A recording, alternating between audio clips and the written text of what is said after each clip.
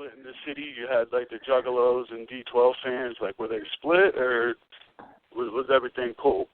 Well, I mean, like back in them days, man, hip hop, stems from hip hop is a sport, and you doing your thing, and all these other artists is doing their thing, and before you know it, you inside of the hip hop beef. You might not even know how it formulated, where it came from, or what happened. You know what I'm saying? But once we got on, we tend to take notice to that group and the Juggalos and this, that, and the third, and I guess, man, there was just a lot of testosterone and MC sportsmanship that's going on because everybody want to feel like they the best and they can't be touched, and sooner or later the ones that's making the most noise is going to eventually clash.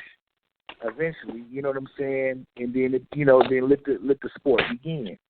You know what I'm saying? So, I realized at that time that they was making a lot of noise, and they probably was making a lot of noise before before D12 even was making a lot of noise too. They was doing their thing to build their fan base.